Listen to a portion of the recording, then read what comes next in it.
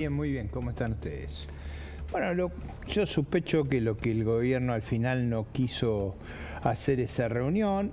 Me parece que nosotros, si el ministro iba al Congreso, hubiéramos tenido la actitud de recibirlo y tener digamos, el intercambio informativo.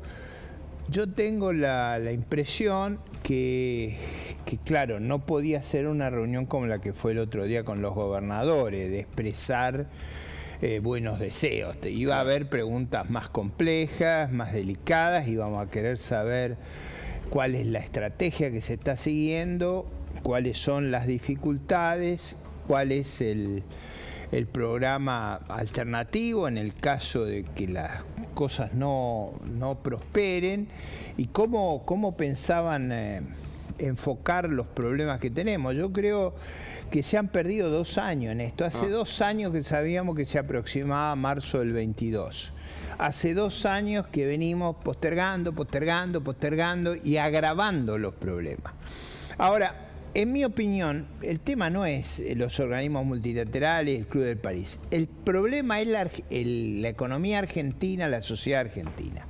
Esto es, nosotros no podemos seguir teniendo un crecimiento del gasto público de la magnitud que ha tenido, sobre todo los últimos meses, de un déficit enorme. No tenemos cómo financiarlo. El sector privado está agobiado por el peso de los impuestos y un indicador muy claro de eso es que no crece el empleo formal.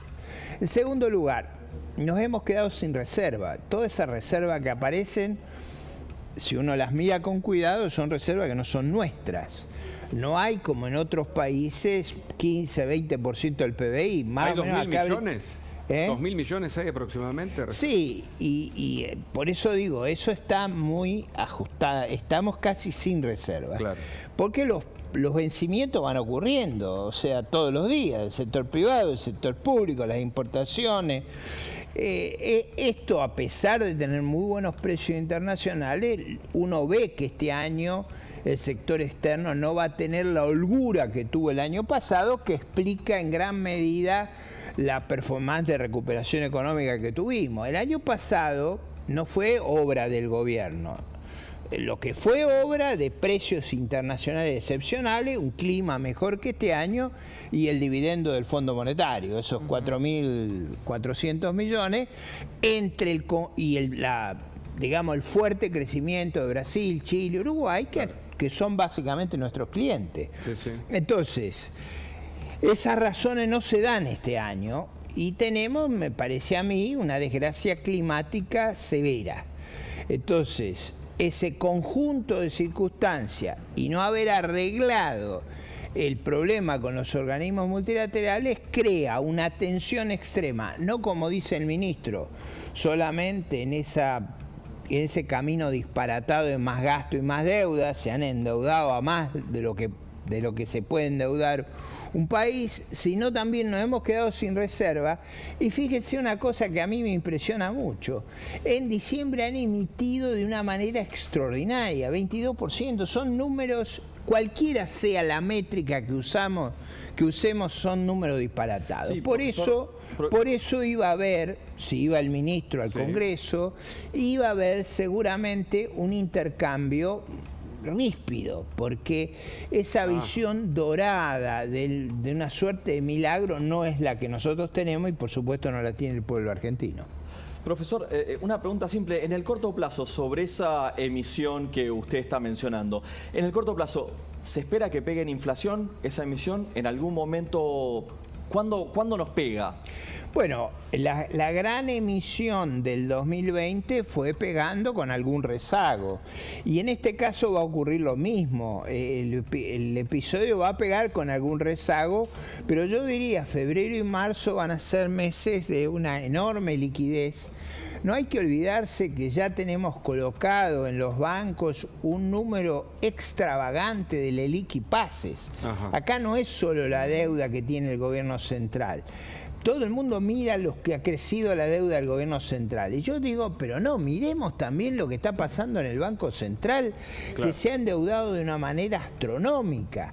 Entonces, en ese conjunto de circunstancias, lo que nosotros necesitamos es un plan bien definido. ¿Qué medidas vamos a tomar? ¿Con qué secuencia temporal?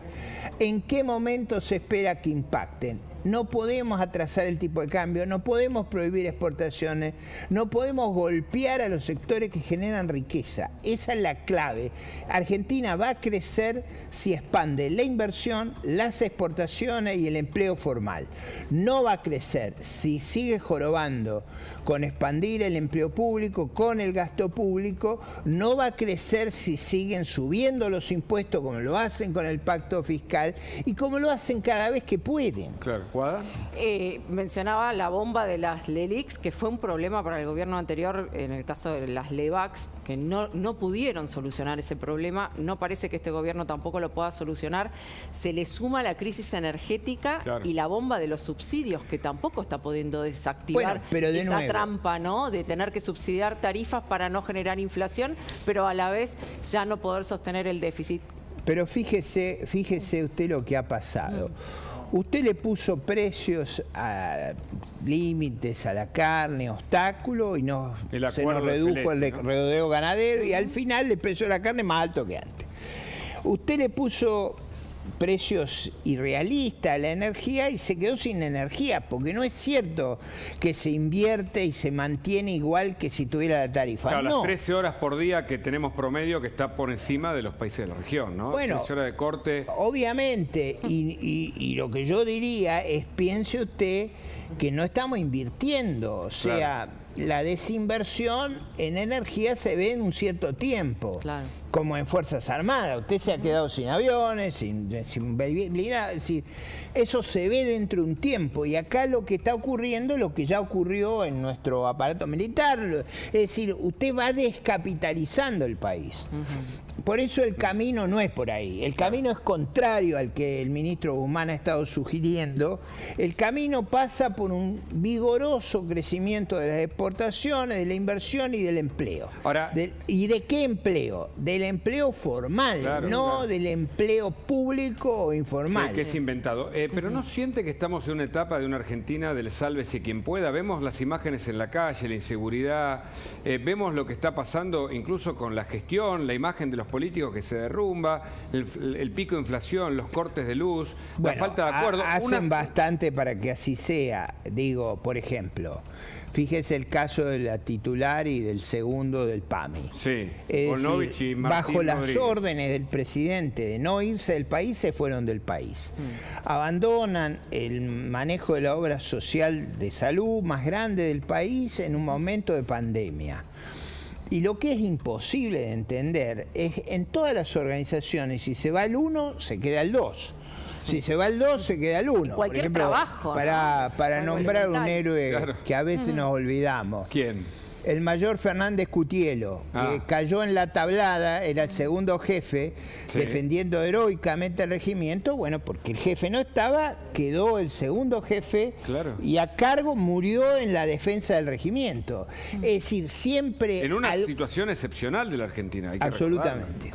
También era enero, por eso me acuerdo de Fernández Cutielo. Pero hay un sector del gobierno que quiere pasarle a quien venga o quien corresponda, que no son ellos, el ajuste y que quieren el default. A ver, el ajuste está ocurriendo. ¿Usted cree que los hogares sin luz no son ajuste? Bueno. ¿Usted cree que esta imposibilidad de importar insumos no es ajuste? ¿Usted no cree que la tasa de inflación extravagante que tenemos no es ajuste? Quedarse sin reserva no es... Eso es un ajuste dañino. Usted lo que tiene que hacer es una consolidación de tendencias positivas. Exportar, invertir, crear trabajo. Disculpen que lo reitere, pero es como un...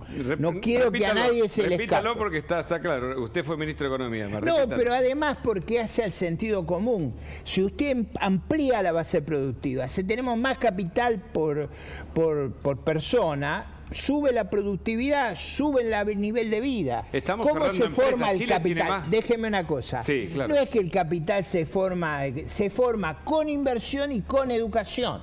O sea, el capital humano es más importante que el capital físico, 4 veces más grande. ¿Qué realmente me preocupa? Ustedes que decían del ajuste, ¿sabe cuál es el ajuste que a mí más me duele? Cuando veo irse cientos de miles de jóvenes muy preparados de la Argentina. Esa descapitalización es muy seria para el país. Esa es la que tenemos que evitar. ¿Cómo se evita eso? No poniéndolos en una celda como hacía la Cuba de los 60.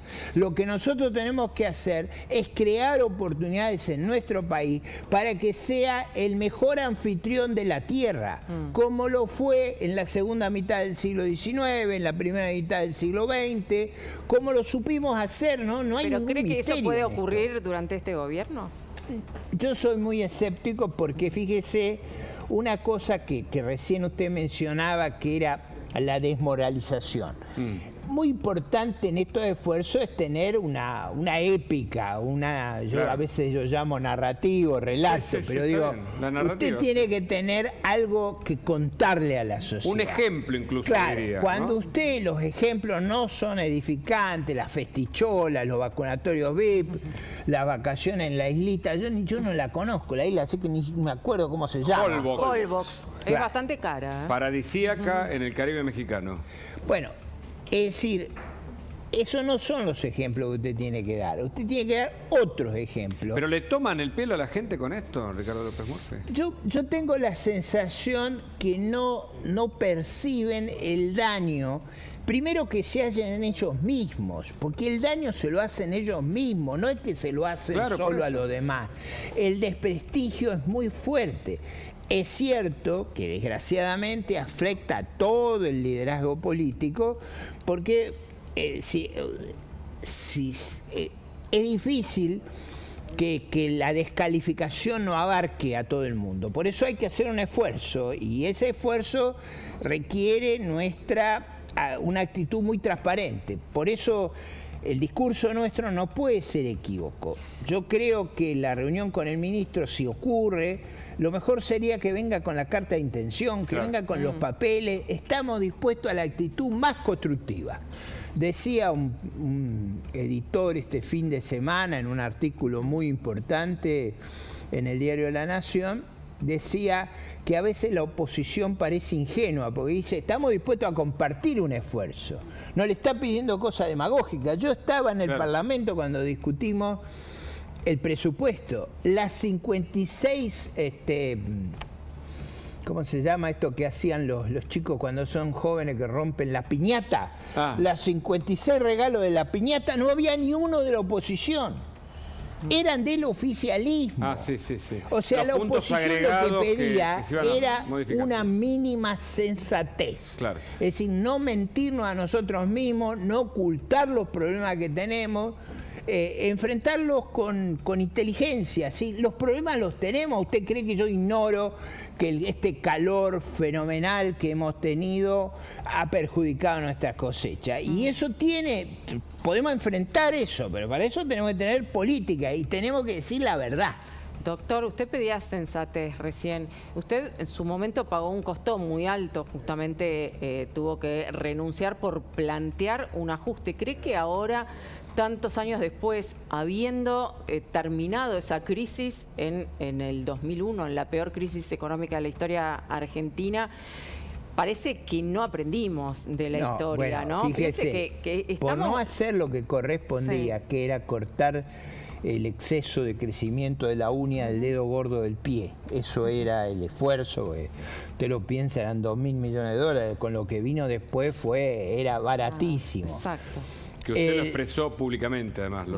Y lo expliqué infinidad de Sí, sí, veces. sí, lo recuerdo. Cuando usted no hace a tiempo lo que tiene que hacer, después viene 100 por una, es decir, no alcanza nada. Claro. Por eso Pero yo digo, actuemos ¿La antes clase de los política episodios. está madura en este momento Ay, para yo dar diría, el al debate que hay revés, que dar? si actuamos a tiempo, no más que ajuste, va a haber expansión. porque el mundo tiene oportunidades de expansión. Claro. La Argentina tiene fenomenales recursos que están a precios extraordinarios, que tenemos que lograr la inversión para movilizarlos. ¿Y la Tenemos la inflación? segunda reserva de gas del mundo, importamos gas por barco y lo traemos de Bolivia. Ah, claro. Nos quedamos sin energía siendo el país un globo de gas. Pero es disparatado. muchos Yo dicen- digo, con esta gente, si la mandamos al Sahara, falta arena. Sí, sí, lo dicen. Ahora, ¿podemos ser uno de los peores países gestionados? Porque dicen que Venezuela es eso. Cuando se analiza Bueno, en ahí perspectiva... ahí está. Fíjese, en Venezuela hay 30.000 millones de barriles de petróleo. Los venezolanos son 30 millones, un poquito menos ahora que se fueron 6 o 7 millones productivos. Cada venezolano es dueño de 10.000 barriles, sin Claro. contar todos los otros recursos que tiene. Esto es, tienen 800.000, 900.000 dólares cada uno y viven peor que Ruanda y Burundi. Por eso. Usted dice, ¿cómo puede ser que teniendo un capital tan grande usted viva tan mal? ¿Y por qué Bueno, pasa porque eso? son ideas equivocadas. No hay nada peor, nada que empobrezca más, nada que ajuste más que un software acá en la cabeza equivocado. Claro. Si el software que tiene usted acá no es interoperable con el resto del mundo, Sí. nadie en el resto del mundo hace lo que nosotros hacemos.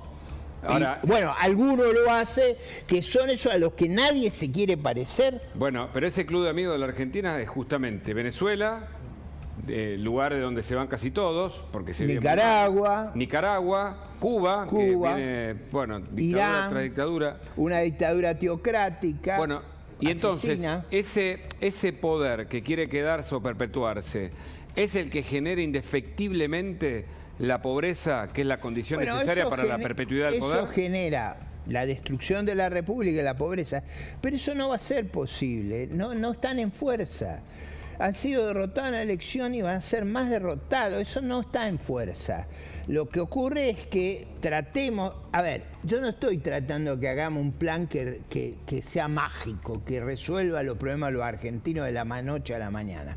Estoy tratando que hagamos lo suficiente para no deteriorar la situación. Claro.